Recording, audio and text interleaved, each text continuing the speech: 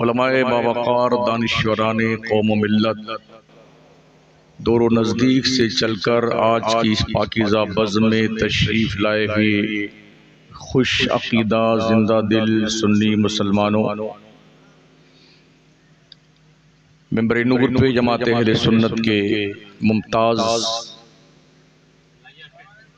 उलमाए किराम, मुफ्तियाने किराम, अइम्मे मसाजिद, तालिबाने उलूम नबविया जलवा फरमा जलवा बार हैं, बिरादरे मुकर्रम हज़रत दिलबर शाही के तवस्सुत से आपके माबैन कुछ कहने सुनने का अल्लाह ने मौका अता फरमाया है। क्योंकि ये मौका जलसे दस्तारे हिफ्ज़ का है, तो इस तनाजुर में ही मुझे कुछ गुफ्तगू आपके सामने पेश करनी है। दुरूशी पढ़ लें। अल्लाहुम्मा सल्ली अला सय्यिदिना मौलाना मुहम्मदिन व अला आलिहि व अस्हाबिहि व बारिक वसल्लिम सलातन व सलामन अलैका या रसूल अल्लाह। खुतबे मुशर्रफा के बाद कुरान पाक की मैंने पहली वही इलाही की इब्तिदाई 5 आयतें तिलावत की हैं। इक़रा बिस्मि रब्बिकल लज़ी खलक़ खलक़ल इंसाना मिन अलक़ इक़रा व रब्बुकल अकरमुल लज़ी अल्लमा बिल क़लम अल्लमल इंसाना मा लम यअलम।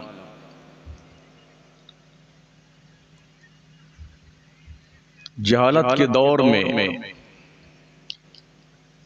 इल्म व इरफान की सबसे पहली किरण जब गारे हिरा से चमकी,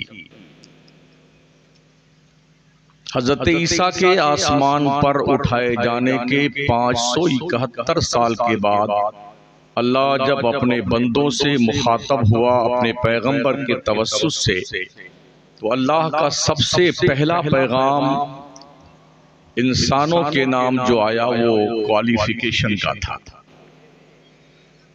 इक़रा पढ़िए, इक़रा बिस्मि रब्बिकल लज़ी खलक़ पढ़िए अपने रब के नाम से जिसने पैदा किया। खलक़ल इंसाना मिन अलक़ इंसान को बनाया खून की फटक से। इक़रा व रब्बुकल अकरमुल लज़ी अल्लमा बिल क़लम पढ़िए आपका रब ही इज्जत वाला है। अल्लज़ी अल्लमा बिल क़लम जिसने कलम से लिखना पढ़ना सिखाया। अल्लमल इंसाना मा लम यअलम इंसान को वो कुछ सिखाया जो वो नहीं जानता था। ये मैंने मफ़हूम पेश किया है, तर्जमा कंजुल ईमान में देख ले। क्या ये वक्त का अलमिया नहीं है कि जिस कौम के मजहबी किताब का आगाज ही क्वालिफिकेशन से हुआ है, वो कौम आज की तारीख में मुल्की पैमाने पर शेड्यूल कास्ट से भी निचले स्तर पर क्वालिफिकेशन के मामले में है। हमारे यहां दरअसल दिखावा ज्यादा है। अभी मैं इधर से आ रहा था, मुझे बताया गया ये बाउंड्री गालिबन कब्रिस्तान की है। शायद ये पहला इत्तेफाक ही मैंने कब्रिस्तान के आसपास भी लोगों को सेल्फियां लेते देखा। अभी आते वक्त मैंने बहुत सारे दोस्तों को देखा, वो कब्रिस्तान की बाउंड्री के किनारे खड़े हुए सेल्फियां ले रहे थे। शायद वो दिन दूर नहीं, अगर जहालत का प्रकोप यूं ही बढ़ता रहा तो लोग मुर्दों के साथ भी सेल्फियां लेने में कोई गुरेज नहीं। यही वो जगह है जो जाए इबरत है, जिसे कब्रिस्तान कहते हैं। और जब यही लोग गुल्ली डंडा खेलने लग जाए तो फिर किसको खौफ आएगा, किससे आदमी डरेगा। तो कम से कम कौम में इतनी तालीमी बेदारी तो हो कि अच्छाई और बुराई की तमीज तो पैदा हो जाए। अभी गुज़िश्ता हफ्ते एक वीडियो मैंने देखी, हमारे मुल्क के कुछ बच्चे जामिया अज़हर मिस्र की तरफ पढ़ने गए थे। उसमें कुछ ऐसे भी थे जो दीनी शगफ कम रखने वाले, मॉडर्न तहजीब के दिलदादा। तो फिरौन की डेड बॉडी के पास भी मैंने उन्हें फातिहा पढ़ते देखा। कम से कम इतना शऊर बेदार हो हमारी कौम के अंदर, बच्चों का, लोगों का, वो ये समझ तो सकें यार फातिहा कहाँ पढ़नी चाहिए और कहाँ नहीं पढ़नी चाहिए। फिरौन की डेड बॉडी के पास में वो बच्चे फातिहा पढ़ रहे थे। तो जो जहालत इतनी ज्यादा कूट कूट कर हमारे यहाँ भरी हुई है, तो ये हमारे मदरसे कितना इलाज करेंगे, कितना इलाज करेंगे। वैसे भी हमारी कौम का जो मिजाज है मदरसों के ताल्लुक से, मदरसे में वही बच्चे भेजे जाते हैं पढ़ने के लिए जो किसी जगह नहीं चलते हैं। हर मदरसे, हर स्कूल से जो बच्चे रिजेक्ट हो जाते हैं, इल्ला माशाअल्लाह, वही बच्चे मदरसे में भेजे जाते हैं पढ़ने के लिए जो मंदबुद्धि हों या कुछ कम पढ़े लिखने में इंटरेस्टेड हों, या शक्ल सूरत के एतबार से भी कुछ ठीक ठाक ना हो, या एक हाथ छोटा हो गया हो, या एक पैर थोड़ा उज्र हो गया उसमें, ऐसे बच्चे लाके मदरसे में डाल दिए जाते हैं। ये कहीं नहीं चलता है मौलाना साहब, आप इसे चलाइए। लेकिन क्या मदरसे के अंदर पढ़ाने वाले मुदर्रिसीन का ये कम एहसान है कि जो बच्चे कहीं नहीं चलते हैं, उन बच्चों के दिल की तख्ती पर 30 पारा ये लोग लिखते हैं। यहाँ बैठ जो बच्चे कहीं नहीं चलते ना, उनके दिलों की तख्ती पर 30 पारे यहाँ लिख दिए जाते हैं। अगर आप मदरसों को ग्रीन बच्चे दें, बेहतरीन बच्चे जो माइंडेड हो, जो जीनियस बच्चे हों, तो फिर वक्त का गजाली आज भी पैदा हो सकता है, इमाम राजी आज भी पैदा हो सकते हैं। मगर जरूरत और शर्त इस बात की है कि आप अपने अच्छे बच्चों को मदरसे में भेजिए।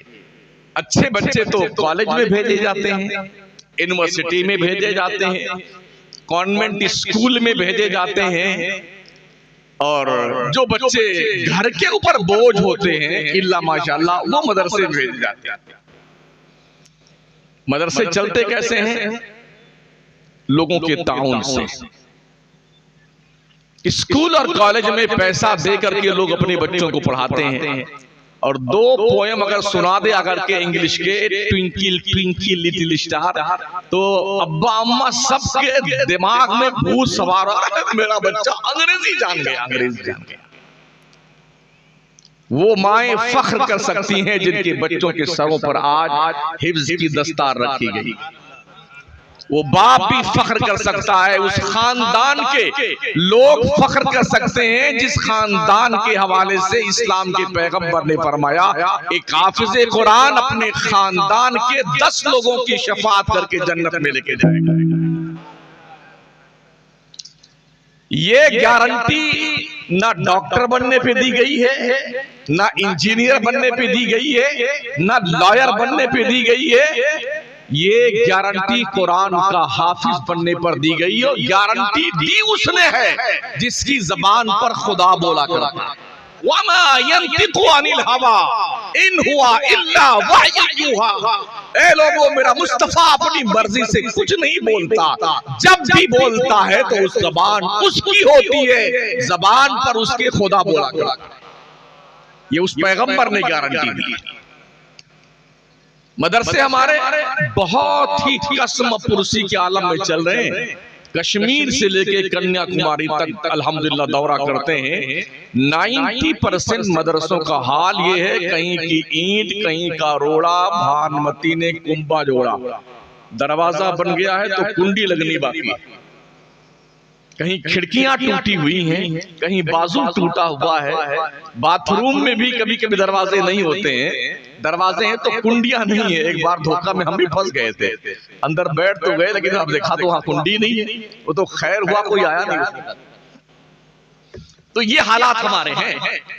जो लोग पैसा लेकर के आपसे, फीस लेकर के, डोनेशन लेकर के बाज़ाब्ता तौर पर, उसके अलावा किताबों की फीस, किताबों का उसके ऊपर अलग से चार्ज लेकर के, ड्रेस का चार्ज लेकर के, सब कमीशन खा करके पढ़ाते हैं, उनका एहसान तो आप बहुत मानते हैं। क्या ख्याल है आपका? मदरसे में खुराक की फीस अगर कहीं है तो कम से कम है खुराक की फीस। 500 रुपए, 400 रुपए, ये खुराकी फीस है। पढ़ने की कोई फीस नहीं मदरसों में। हमने पूरे मुल्क में देखा है पढ़ने की कोई फीस नहीं है। अक्सर मदरसों में बच्चों को बाज़ाब्ता तौर पर अगर बीमार पड़ जाए तो उनका इलाज भी फ्री करवाया जाता है। बेशुमार बच्चों को कपड़े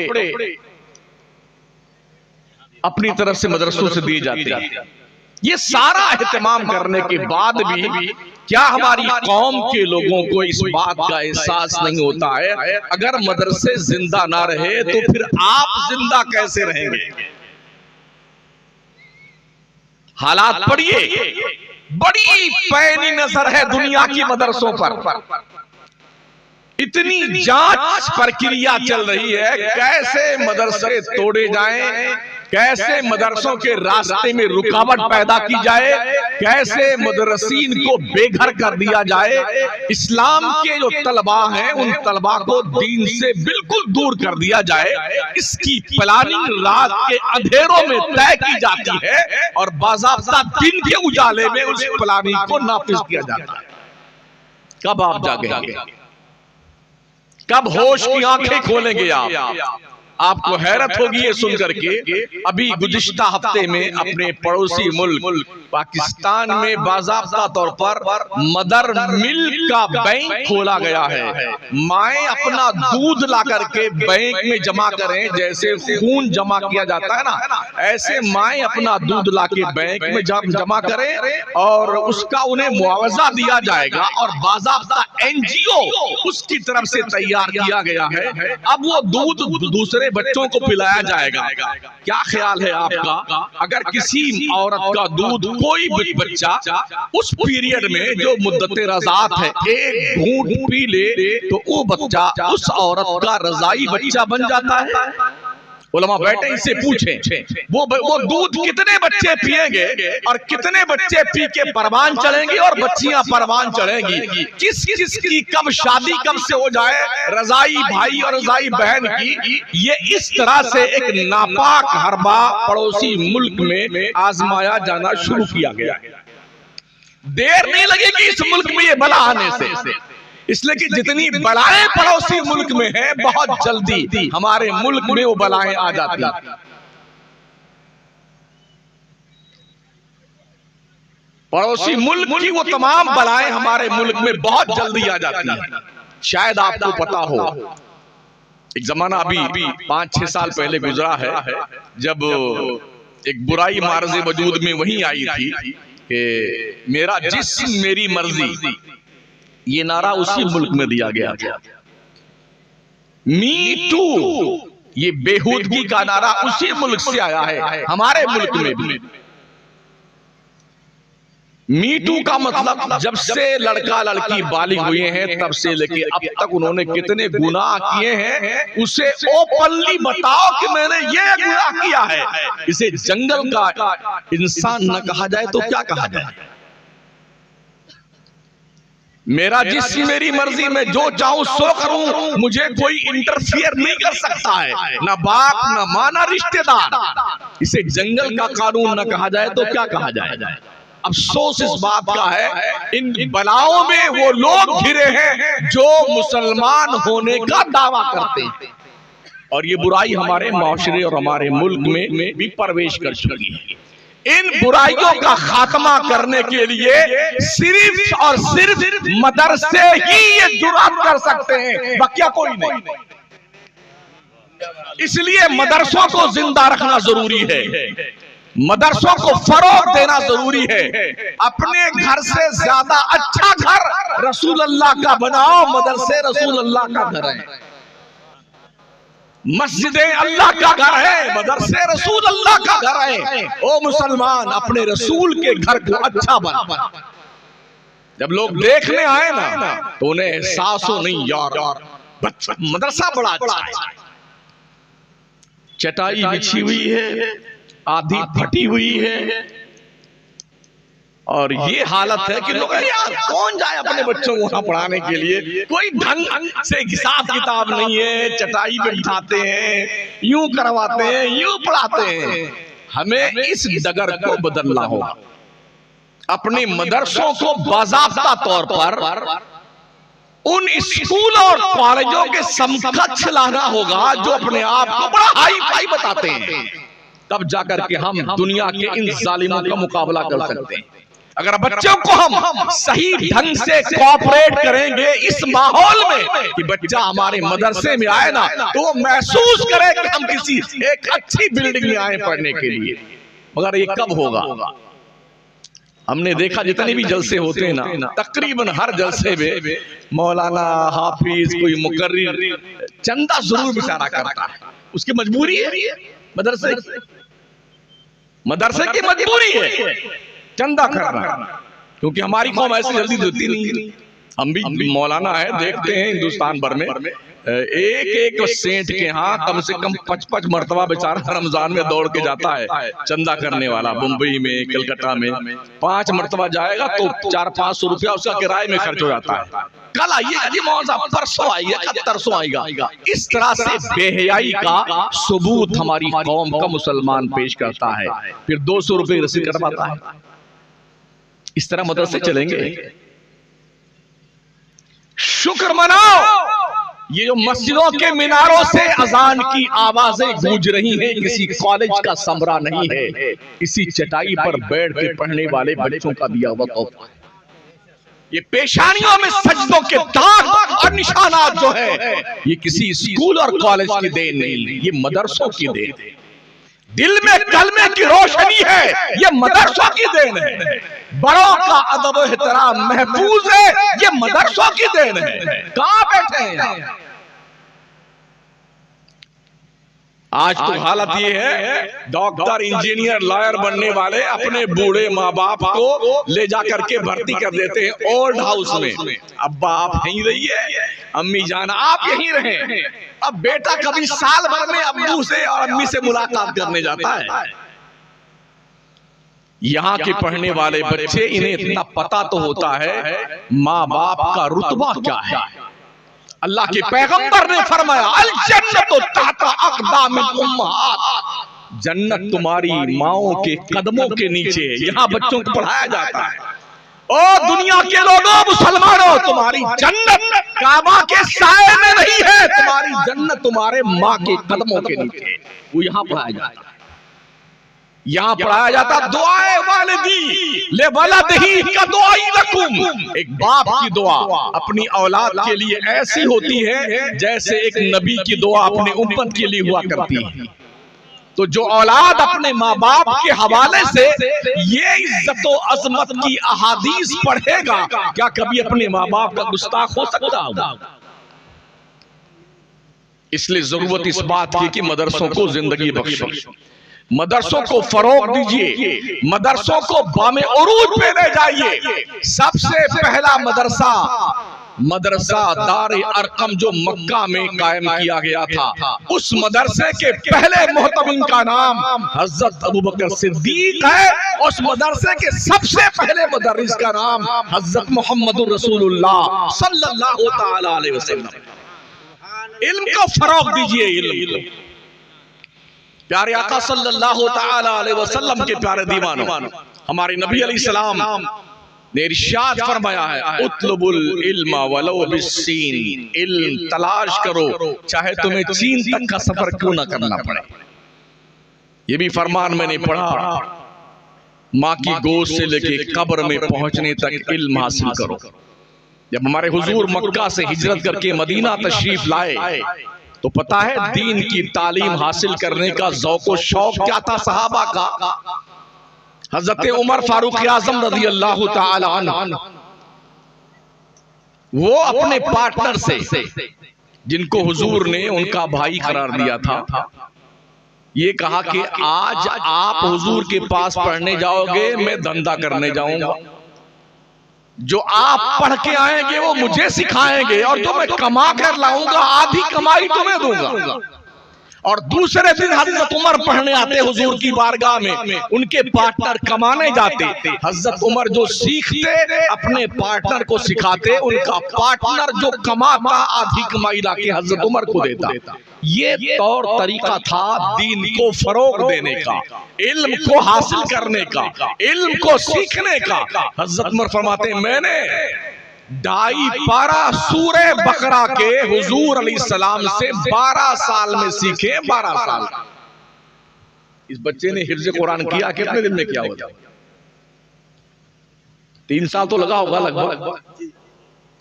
इस बच्चे ने 3 साल में कुरान पाक हिफ्ज़ किया। ये मतलब मिनिमम उम्र यही है हिफ्ज़ करने की। 3 साल, 2.5 साल, 2 साल। वैसे माशाअल्लाह ये भी देखा गया है 6-6 महीने में बच्चों ने कुरान हिफ्ज़ किया है। जैसा दिमाग हो, बल्कि जैसा अल्लाह का फजल हो। और सबसे बड़ा रिकॉर्ड तो हमारे आकाए नेमत सैयदी सरकार इमाम मोहम्मद रजा ने कायम किया है। सिर्फ 1 महीने रमजान शरीफ में, वो भी मगरिब और ऐशा के बीच में कुरान याद करना, हुजूर सदरुल शरिया को सुनाना और फिर वही पारा तरावी में सुनाना। गोया 1 महीने के अंदर 1-1 घंटा पढ़ करके आला हजरत ने कुरान हिफ्ज़ किया। अल्लाह फरमाता है ना, वलक़द यस्सरना कुरान लिज़िक्रि फहल मिन मुद्दकिर। हमने कुरान को याद करने के लिए आसान बना दिया है कोई याद करने वाला?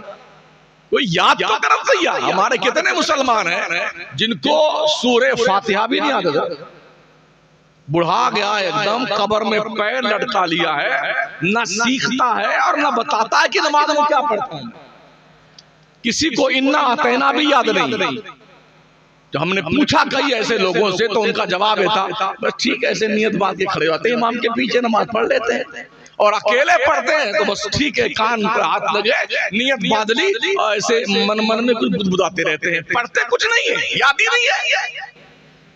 और याद इसलिए नहीं करते हैं कि यार हाफिज जी तो उम्र में हमसे छोटे हैं, हम 70 साल के हो गए हैं और ये अभी 20 साल का 15 साल का लड़का है, इसके सामने आके हम सीखेंगे तो हमारी बड़ी बेइज्जती हो जाएगी। तो या तो आप सीख करके शरीफ बन जाइए, कुरान पढ़ने वाला बन जाइए, या इसी जहालत में मर जाइए कि आपने कुरान पढ़ा भी नहीं है और अल्लाह के कानून को जाना भी नहीं है। फैसला आप पर डिपेंड है कि आप करना क्या चाहते हैं। इस्लाम जहालत का मजहब नहीं है, इस्लाम असाक्षरता का मजहब नहीं है, इस्लाम अज्ञानता का मजहब नहीं है, इस्लाम जंगल में जानवर बन के घूमने का मजहब नहीं है। इस्लाम क्वालिफिकेशन का नाम है, इस्लाम क्वालिफाइड बनने का नाम है, इस्लाम ग्रेजुएशन का नाम है, इस्लाम पढ़ाई लिखाई का नाम, इस्लाम रिसर्च का नाम है। आज हमारा बच्चा जब कॉलेज में जाता है ना, तो जब वो पढ़ता है साइंटिस्ट लोगों को, साइंसदानों को, तो आकर के बड़ा चर्चा करता है, अरे यार आइंस्टाइन कितना माइंडेड था, गैलीलियो वो कितना बड़ा साइंसदान था जी, न्यूटन कितना दिमाग वाला था। दोस्तों अजीजों, ये भी पढ़ो कि इमाम राजी कौन था, गजाली कौन था, अबुल रेहान अल बैरूनी कौन था, इब्ने रशद कौन था। ये वो साइंसदान है कि जितने साइंसदान के हमने नाम लिए हैं ना, इन साइंसदान मुस्लिम की चौखट पर कशकोले गदाई लेके भीख मांगने वाले लोग। और माजी करीब की बात करूं तो बरेली की चटाई पर बैठ करके तन्हा एक मर्द कलंदर ने 107 इल्म फन पर किताबें लिखी है। दुनिया उसे इमाम मोहम्मद रजा के नाम से जानती है। और साइंस में वो महारत है, वो महारत मैं कहता हूं आज की तारीख में पूरी दुनिया के साइंसदान को हम बरेली की चौखट पर कशकोले गदाई लेके भीख मांगते हुए देखते हैं। वो साइंटिस्ट आला हजरत किसी कॉलेज में पढ़ने नहीं गए थे, यूनिवर्सिटी में पढ़ने नहीं गए थे, बाज़ाब्ता तौर पर किसी स्कूल में नाम नहीं लिखवाया था। सिर्फ 5 उस्ताद हैं आला हज़रत सरकार के, 5 घर में रह के पढ़ाता था। मगर चूंकि ये फजल इलाही होता है, अल्लाह जिससे चाहता है अपना फजल अता फरमाता है। ज़ालिका फज़लुल्लाह युतीहि मन यशा, ये अल्लाह का फजल है, जिसे चाहता अता फरमाता है। पूरी दुनिया के इंसानों को हम चैलेंज करते हैं, इमाम मोहम्मद रजा जैसा साइंसदान तो लेके आओ। हमने तो सिर्फ इस एंगल से इंट्रोडक्शन करवाया है। आला हज़रत कौन थे जी? वो मिलाद का सबूत उन्होंने दिया है, फातिहा का सबूत उन्होंने दिया है, मज़ारों पे जाने का सबूत उन्होंने दिया है, चादर चढ़ाने का सबूत उन्होंने दिया है। कभी इस एंगल से भी हमने देखा आला हज़रत को? क्या आला हज़रत ने क्या क्या सबूत दिए? जब साइंस पे बहस करने आए हैं ना, तो ऐसी जिंदगी कर डाली साइंस। जितने साइंस ना थे ना उस दौर में, सारे लोग अंकुश बदंता थे।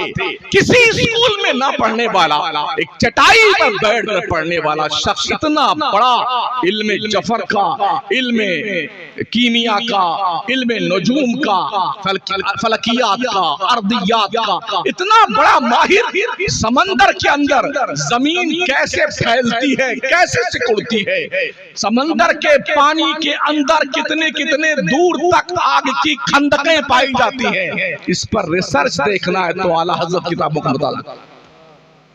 ये साइंस है। 1000 आयतें हैं कुरान मुकद्दस में जो हमें साइंस की तरफ इशारा करती हैं। साइंस मज़ाहिर कुदरत, मज़ाहिर फितरत से बहस करती है, और कुरान भी क्या कहता है? अफला ताकिलून, अफला तंजुरून, अफला ततफक्करून, अफला यतदब्बरून, अफला यतफक्करून, फातबिरू या उलिल अब्सार, फातबिरू या उलिल अलबाब। कुरान ने भी पढ़ने वालों को अपनी तरफ मुतवज्जे किया है, रिसर्च करने के लिए, तहकीक करने के लिए, पढ़ने के लिए, सोच विचार करने के लिए। अफसोस इस बात का है कि जिसके पास ये कुरान नहीं है, हमारे पास से कुरान ले जाकर के यहूदी पढ़ता है कुतुबखानों से, ईसाई पढ़ता है, नॉन मुस्लिम पढ़ता है, वो चाँद पे प्लॉटिंग कर रहा है, जमीन के मादनियात निकाल रहा है, खजाने निकालता है पहाड़ों से, लोहा, सोना, चांदी, तांबा, पीतल, जस्ता, ये निकालता कुरान पढ़ पढ़ करके। और जिसके पास कुरान का खजाना मौजूद है, उस कौम ने सिर्फ इस कुरान को मुर्दों की बख्शिश के लिए संभाल कर रखा। रोजाना सवेरे किसी की आदत है, एक पाव, आधा पाव, एक पारा या एक रुकू पढ़ता है। बड़े ही जिम्मेदारी के साथ अर्ज करता हूं, शायद कोई निकले कि जिसने कुरान मुकद्दस का पूरा तर्जमा अब तक पढ़ा हो। मुझ समय शायद किसी ने पढ़ा पूरे कुरान का तर्जमा और तशरीहात जो उसकी हैं। वक्त ही नहीं हमारे पास। तो जो हम पढ़ेंगे ही नहीं कुरान को, और कुरान क्या है? अल्लाहु अकबर, वला रत्बिय्युं वला याबिस इल्ला फी किताबिन मुबीन। खुशकी और तरी की हर चीज कुरान मुकद्दस में मौजूद है। मौजूद कैसे? तिबियानन लिकुल्लि शै, हर शय का क्लियर बयान मौजूद है। हमें फुर्सत कहां है पढ़ने? रास्ता चलेंगे तो अखबार पढ़ते रहेंगे, और जब से मोबाइल की दादी अम्मा तशरीफ लाई हैं तो हर घर में हर एक दूसरे से बेगाना मौजूद है, कोई पढ़ते लिखता नहीं है। इतनी फिक्र जरूर है कि जल्दी से देखो किसका मैसेज आया, किसने क्या फरमाया है। यानी कि नमाज की नियत बांधने के बाद बड़ी मुश्किल से लोग नमाज खत्म तक जो है सब्र कर पाते होंगे, और जैसे सलाम करते झट से मोबाइल ला इलाहा इल्लल्लाह मोहम्मद रसूलुल्लाह भी शायद पढ़ना भूल जाते हो, पहले मोबाइल देखते किसी का कोई मैसेज तो नहीं आया। ये हालात हमारे बिगड़े। अगर इस बिगाड़ का इलाज हमने न किया तो याद रखना आपकी मुस्लिम होने की जो आईडी है ये भी खत्म हो जाएगा। आप पहचाने नहीं जाएंगे मुसलमान होने की हैसियत से। दुनिया वो काम कर रही है। रास्ते में चलते हुए कई दूसरे अहबाब से मुलाकात होती है, तो बातों बातों में उनके नजरियात सामने आते हैं कि हमारे लोग मुसलमानों के बीच में वहाँ ये काम कर रहे हैं, वहाँ ये काम कर रहे हैं, वहाँ मुसलमानों को धर्म से दूर करने के लिए मुसलमान के अलावा जो कौमें हैं मुसलमानों के बीच में घुसकर काम कर रही हैं, किस तरह से मुसलमान को सेकुलर बनाया जाए, मजहब से कैसे दूर किया जाए, दीन से कैसे दूर किया जाए। चुनांचे ऐसी बेशुमार औरतें, ऐसे बेशुमार लोग नजर आएंगे जिन्हें तलाक, निकाह और इन चीजों से कितनी बहुत ज्यादा एलर्जी है। यहाँ तक देखा गया है कि अब कुछ मुसलमानों के खानदान में भी ये बलाए नागहानी आ गई है कि हम तो अकेले ही रहेंगे, शादी वादी नहीं करेंगे। मर्दों की भी बात करता हूं और ग्रेजुएट लड़कियों की बात करता हूं। हमें शादी वादी के झंझट में नहीं पड़ना है। आप सोच सकते हैं जो कोई जवान होकर के शादी ना करे, लड़का हो या लड़की हो, पता है कि उसके कदम कहां जाएंगे। मुमकिन है आप सोचते होंगे कि कौन सी बहस तकरीर में छिड़ गई है। ये बहस नहीं है, ये हमारी तबाही का बाज़ाब्ता पेश कीमा है। अगर हमने अपनी बच्चियों को दीनदार न बनाया तो इनकी कोख से मुसलमान बच्चे बराए नाम पैदा होंगे, बल्कि वो पूरे पूरे पर यहूदी, ईसाई, नॉन मुस्लिम कम्युनिटी के बच्चे होंगे। ये बुराइयां हमारे माशरे में परकोट कर चुकी हैं, दाखिल हो चुकी हैं। आए दिन अखबारात की सुर्खियां पढ़ने के बाद रूह कांप उठती है। क्या हो गया हाल हमारे बच्चों को, हमारी बच्चियों को। हर दिन कहीं ना कहीं किसी मुसलमान बच्चे ने भागकर किसी गैर से शादी कर ली होती। ये बुराइयां क्यों हैं? इसलिए है कि हमने नबी की दीन की तालीम को सीखा नहीं। हम मदरसों से दूर हुए तो गैरों की तहजीब ने हमारे पैर को रस्सियों में बांध दिया। आका ने फरमाया था शादियां बिल्कुल आसान कर दो ताकि जिना मुश्किल हो जाए। हमने शादियां इतनी महंगी कर दी है कि जिना बिल्कुल आसान है। 50-50 लाख रुपए शादी में खर्च करते हैं, 1-1 करोड़ रुपए शादी में खर्च करते हैं, सूद पे पैसे लाकर शादी करते हैं और शान बघाड़ते हैं कि हमने इतने खाने, इतने किस्म के खाने बनवाए थे, इतने लोगों की हमने दावतें करी थी। और फिर उसके बाद हमने देखा है अखबारों की शह सुर्खियों में कि जब पैसा पेमेंट नहीं कर पाए, सूद पर लाए हुए पैसे, तो जहर खा करके बाप ने अपनी लीला समाप्त कर ली। कोई कुएं में गिर के मर गया, किसी ने पेट्रोल छिड़क के आग लगा लिया।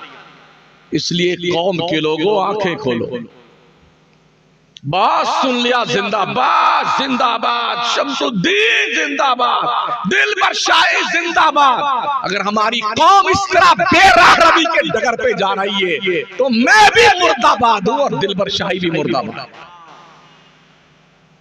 इन बुराइयों का पर कदम कौन लगाएगा? माशरे फैली हुई कुरीतियों को कौन दूर करेगा? जहेज के नाम पर पूरा खानदान लहूलहान होता हुआ हम देखते रहते हैं और लोग अपने डॉक्टर लड़के, इंजीनियर लड़के और लॉयर लड़के जैसे इस बकरे की कुर्बानी के लिए बिल्कुल बढ़िया सा दाम मांगते हैं कि हमारा बच्चा डॉक्टर है, इसलिए हमें इतने पैसे चाहिए डॉक्टर के लिए।